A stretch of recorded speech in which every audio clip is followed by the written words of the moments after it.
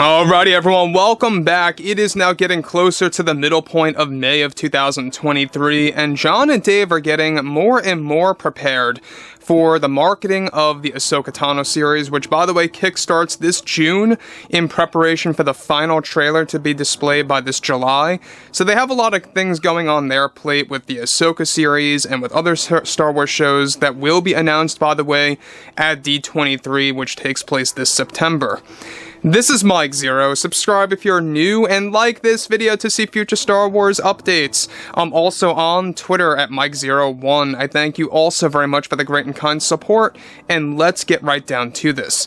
Now, we know that those out there like Kathleen Kennedy are still struggling to this day with the Acolyte and Skeleton Crew for various reasons that we have gone over. We know that Leslie Headland, the writer of the Acolyte, recently told everybody around the globe that the Acolyte is basically Frozen meets Kill Bill. That's basically the theme of that particular Star Wars series. Now, moving on to the next big thing, however, we know that Disney CEO Bob Iger and the Disney executives have a lot of big plans on their plate as well to really bring Star Wars movies back to becoming the main focus for the franchise, and then shifting to the shows as a supplement or a side thing, if you will. They don't want to make the shows as the main thing anymore. They want to focus on movies again, where everything started. So that really does, raise a couple of questions here. Exactly what's going on with Bob Iger? Now, what's interesting is what they have planned out for the sequel trilogy. Now, with Disney and Lucasfilm focused on their new Star Wars TV shows and films, both Jon Favreau and Dave Filoni are getting ready to make big announcements by this fall. However, one of the big plans right now by Disney is to completely rearrange the sequel trilogy, where they plan on completely re-editing the films and canonizing many deleted scenes for planned special editions of episodes 7 through 9 to be reintroduced in 2025, 27, and 29 as 10-year anniversaries. These special editions are said to rearrange the scenes within each sequel trilogy film, as well as new and added special effects, as well as brand new deleted footage to completely resurface each Star Wars movie that has been created by both J.J. Abrams and Rian Johnson. Now, both John and Dave are prepared to be looking over the editing of the sequel trilogy films, special editions, that will begin work sometime in 2024. Now, let me just stop here real quick, because what's interesting about this is that this may not fix anything, but it may very well make those movies more entertaining, and John and Dave are aware about that. We'll talk about that in just a second. The fact that they have John and Dave involved in these planned special editions is interesting. Does that necessarily make them good, or making these special editions, perfection? Not necessarily. It really is all dependent on execution, style, and how it's going to be promoted, stuff around those lines. Are fans really going to be willing to go out and check out these movies again? Now, I think they might, at least some percentage of the fans, as long as it looks entertaining. If it's rearranged properly and paced in a different manner, it may very well be worth checking out if it's going to do something special. Now, we know that Episode 9 had the most deleted footage out of every single sequel trilogy film. That's a fact.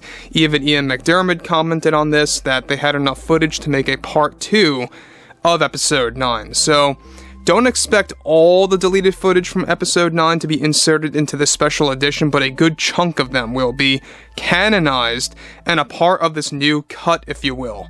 Meanwhile, they will eventually release deleted footage that will not be considered canon, most likely on a future Blu-ray release or 4K release, whatever have you. Now, what's interesting about this too, that I think a lot of fans need to be very well aware of, is this is going to work in conjunction with releases or re-releases of other Star Wars films. We know that they're already planning on re-releasing of course, Revenge of the Sith in 2025 as part of another anniversary, so that's going to be interesting to say the least. That should be in May of 2025 specifically. So moving on to the next thing here, the other plan by Disney is to canonize much of the deleted footage of Palpatine that went unused for Episode 9. This is all described to be a big move for Disney to give fans a second chance to enjoy the sequels in a completely different way. George Lucas will also be overseeing this process. Specific deleted footage of The Last Jedi will also be inserted into that film. Now, additionally, different scores of John Williams' music will also surface in these special editions of the sequel trilogy. This is all said to be Disney's quick way of remaking and re-editing the sequels to have longer running times and different pacing with new canon that will be introduced in each story to give fans something new to see for the sequels. So again, like I said before, is this really going to be enough to convince fans to leave their house, go to the movie theater, and check this out? I know I would have some kind of level of interest if it is going to be well crafted. Let's be honest here. If it's going to have really cool deleted footage that we've never seen before, that will be considered canon, and how some of those movies, or all of them I should say, will be rearranged. Alright, that means, of course, you're going to get, for example, more Mustafar scenes of Kylo Ren exploring that planet in Episode 9 that was cut very short in the opening of that film. And so, it's stuff like that. You know, the fact that we're going to be getting a lot more of that in Episode 9 and in other movies like The Force Awakens and The Last Jedi, it could very well just make them more entertaining. I'm not here saying this is going to fix anything, or if it's going to bring the fans back together, sequel trilogy-wise, but I think at the very minimum, it's going to make them a little bit better. And that might even be saying a lot. We'll have to wait and see.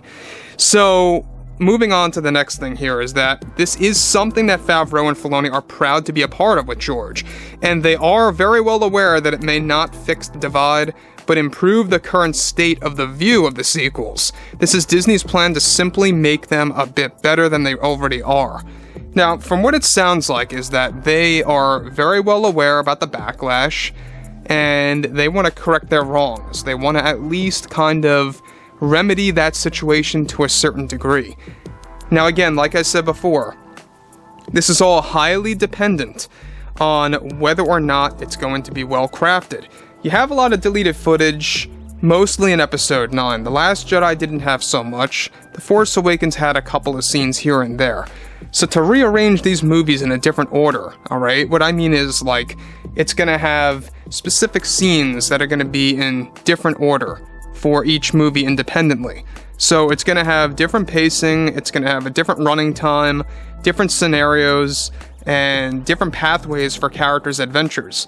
So I think it might definitely make a good impression on some fans. It's obviously a money-making, move by Disney, of course, to really kind of mark that territory of re-releasing these in their anniversary forms, so that's another thing that they're very well aware of. You know, they want to make more money at the box office, you know, so be it, I guess. We'll have to see how that works out for them.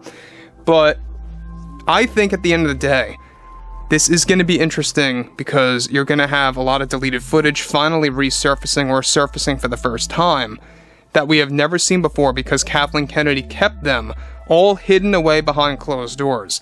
So guys, drop a comment below, fill me in below what you guys have to say about all of this, and if you all did enjoy the content for today, make sure to drop a thumbs up on this video to support the channel, and I will catch you guys next time.